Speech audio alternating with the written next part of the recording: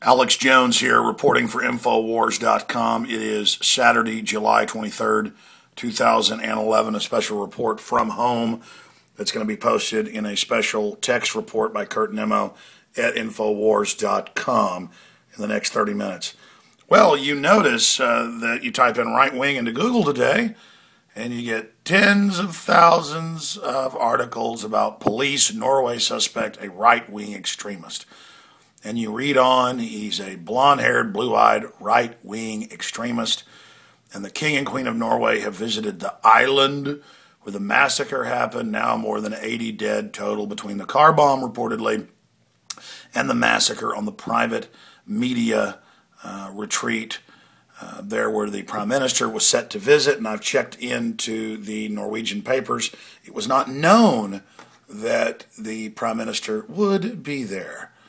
But this guy somehow found out. We're going to get into that here in a moment in this special report. But there you have it, 8,000 plus articles about the right-wing killer there. And then you can also find hundreds and hundreds of others. So it is definitely over 10,000 articles parroting that. And funny, the day before this happened, the sixth biggest story in the world on the internet, according to Alexa.com, was this article, linked by the Drudge Report, Fox News, Breitbart, the Daily Mail, and a bunch of other newspapers. This was covered. DHS video characterizes white Americans as most likely terrorists. And in the roughly 10-minute video, they show dozens and dozens of white terrorists bombing and mass shooting and stealing and killing, and the good minorities all reporting on them. Now again, first they brand the police state and the loss of rights for minorities like Hitler did with Jews and communists.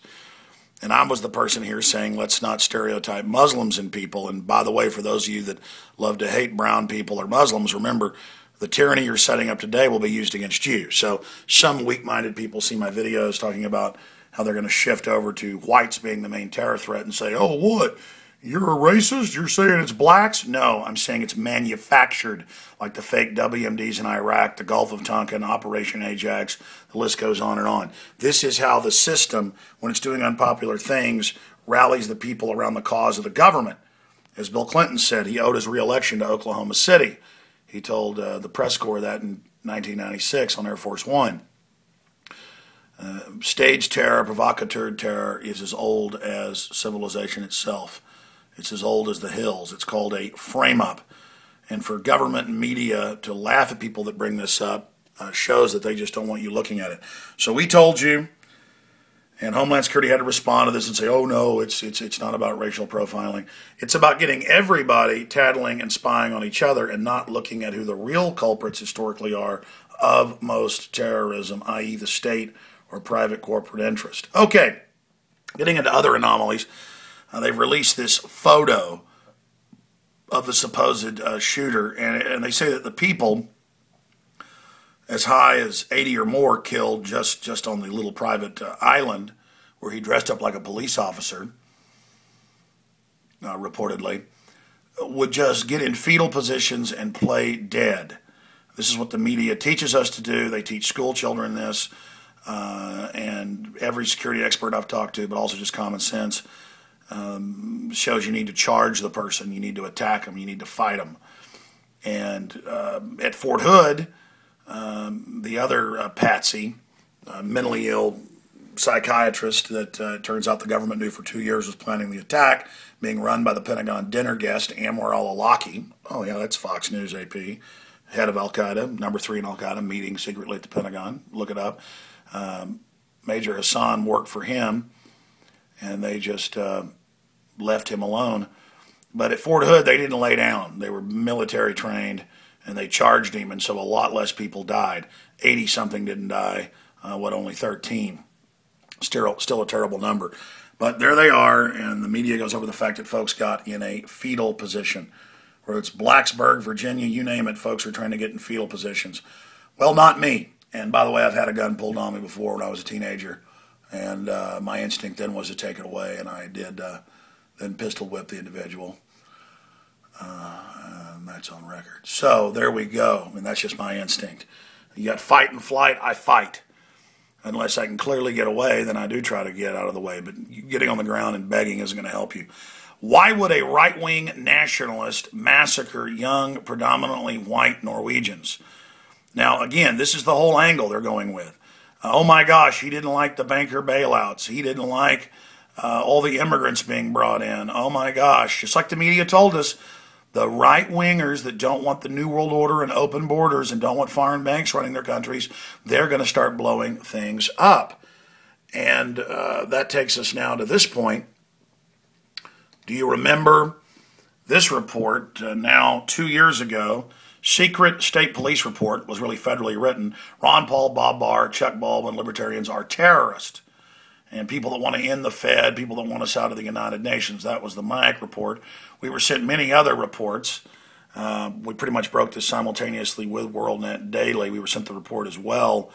And it got into the master Homeland Security report that's linked in this article. Homeland Security on guard for right-wing extremists, returning U.S. military veterans singled out as particular threats. Yeah, the number one threat. And I've shown you the New York Times. Oh, I should have pulled that up. Where I think the headline was "Scouts trained to take on terrorists," and the first line is the disgruntled veteran has to be killed. So behind the scenes, the architecture of the Homeland Security grid, about 95% of it in their own manuals, is geared towards the American people and returning veterans, libertarians, gun owners. So you remember that big hubbub, and the White House actually defended that and said, yes, the veterans are the number one threat. And so now they've got to brand that it's not just the brown people or the Muslims, which some racist whites were happy to say take their rights away. Well, you were losing your rights at the same time, and I have predicted on record in the last year that soft target asymmetrical attacks would begin in Europe as they're fully imploded to the private IMF and World Bank by design, and that this would be a way to get the population to rally around the government. And that's what we're being told now. This guy didn't like the immigrants. He didn't like the Muslims. He didn't like the open borders. And so he's a horrible kid killer, just like an Operation Gladio, NATO, U.S. operation, hundreds of bombings in Europe declassified in the 60s, 70s, and 80s.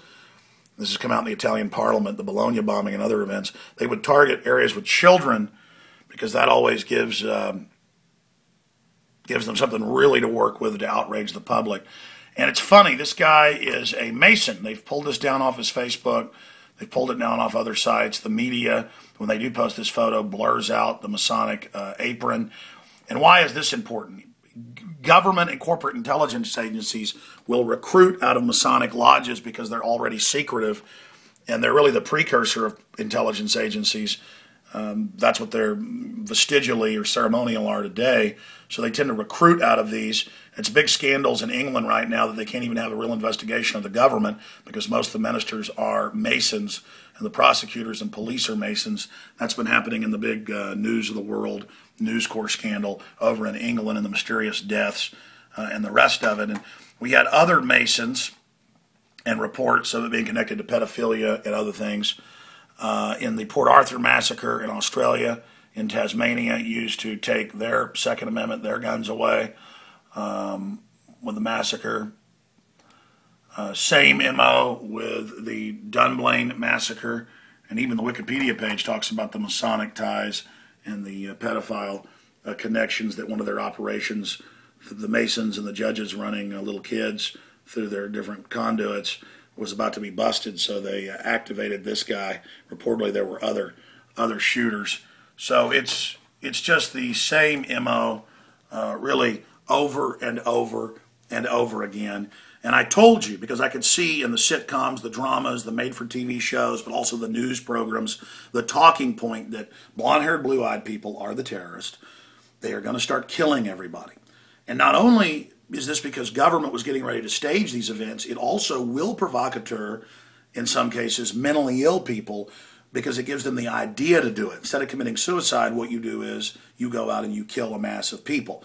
This is too well coordinated. The bomb is too sophisticated, dressed up like the policeman, just like we had reports with Columbine of cops inside shooting people, and it even came out in court. The cops, quote, were in there and did accidentally shoot some people, but that got swept under the rug, and 124 propane bombs were found inside. That CBS News, some of them giant.